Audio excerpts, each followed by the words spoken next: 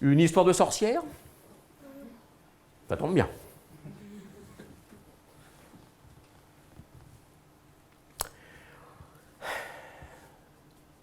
Plus que tout au monde, la sorcière Tambouille adore cuisiner. Elle aime préparer des plats rares et raffinés. Langue de loup au chou, pâté en croûte de lézard, terrine d'escargot, rats en gelée. Oh, les rats en gelée, quel bonheur. Hélas, personne n'apprécie ce qu'elle fait. Tous ces invités, là, les farfadets, les gnomes, les squelettes, les vampires, les loups-garous, tous plus rustres les uns que les autres, baffrent, s'empiffrent, gloutonnent, sans jamais féliciter cette cuisinière hors pair. Et ça la met en rogne. Même son perroquet se moque d'elle. La sorcière Tambouille fait sa ratatouille. Bon, Tambouille prend un bol de cafard confit et lui balance dans la figure. J'en ai marre, dit-elle, j'en ai marre de tous ces invités qui n'utilisent jamais leur couvert, qui trempent leurs doigts crochus dans les assiettes, qui s'embiffrent, qui baffrent, qui rotent et qui pètent. Juste une fois, je voudrais accueillir un invité qui saurait apprécier ma cuisine. Juste une fois, un invité qui utiliserait ses couverts. Une fois, une seule fois. Son perroquet lui tend alors un journal en lui disant... L'ogre rococo, voilà celui qu'il te faut, l'ogre rococo. Bon, Tambouille prend le journal et lit l'article. Ogre repenti cherche femme de compagnie. Je ne mange plus d'enfants. Et comme la cuisine traditionnelle m'ennuie, je cherche une cuisinière ayant de la fantaisie pour renouveler mes envies, satisfaire mon appétit. Si cela vous dit, venez avant midi.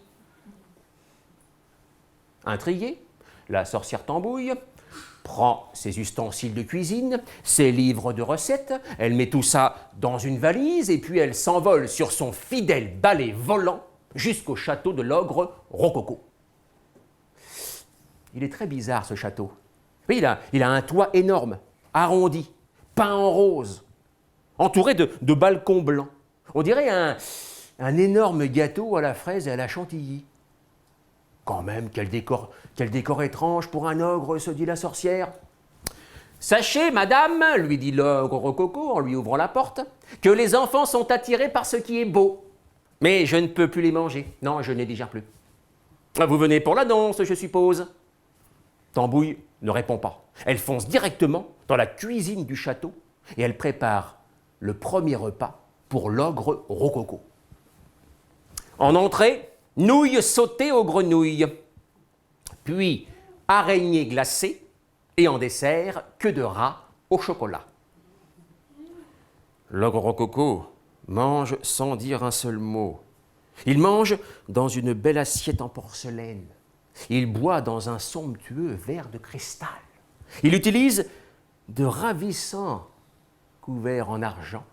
Et puis à la fin du repas, il s'essuie la bouche avec un délicat petit mouchoir en dentelle. Et puis il éclate d'un grand rire en criant « Bravo! Bravissimo! Oh, je vous engage, vous serez la cuisinière la mieux payée, la mieux logée, la plus aimée. Je pourrais même vous épouser. » Oh là, oh là, oh là, oh là, oh là, oh là, oh là, oh là, oh là, oh là, dit Tambouille. Moi, je suis juste venu chercher un bon convive, pas un mari. Oh, s'il vous plaît, insiste l'ogre rococo, s'il vous plaît, je ne pourrai plus jamais me passer de vous. Allez, dites oui, dites oui. Oh, la sorcière réfléchit et puis elle dit « Bon, je veux bien être votre cuisinière, mais pour le reste, nous verrons dans un mois. » Marché conclu. L'ogre installe la sorcière Tambouille dans la plus belle chambre du château.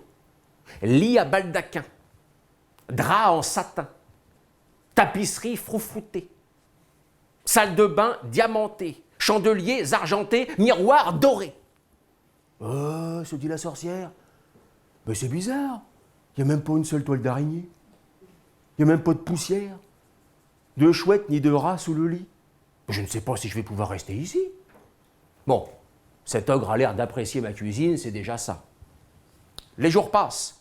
Et dès que la sorcière Tambouille se rend dans la cuisine pour préparer une recette, eh bien l'ogre est là, dans un coin. Il l'observe, il prend des notes sur un petit carnet.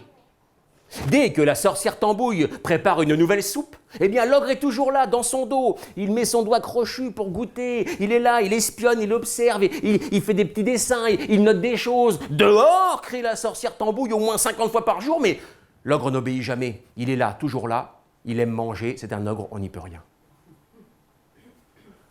Alors, au bout de quelques semaines, eh bien, la sorcière Tambouille en vient à délaisser les fourneaux.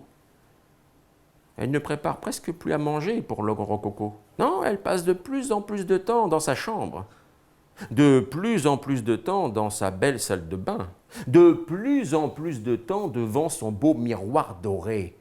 Si bien qu'au bout d'un mois, la sorcière Tambouille a maintenant envie de s'occuper d'elle et plus du tout envie de faire la cuisine pour cet ogre. « Je crois qu'il est temps de quitter ce rococo collant, dit-elle. Elle quitte donc le château. L'ogre, lui, tellement occupé à se préparer à un sauté de vers de terre, ne remarque même pas son départ. Arrivée chez elle, la sorcière Tambouille décide de changer des choses dans sa vie. Elle fait d'abord un grand ménage dans sa petite maison. Dehors, les marmites, les potions, dehors, les rats, les souris, les chouettes, les corbeaux, les poussières, les toiles d'araignée.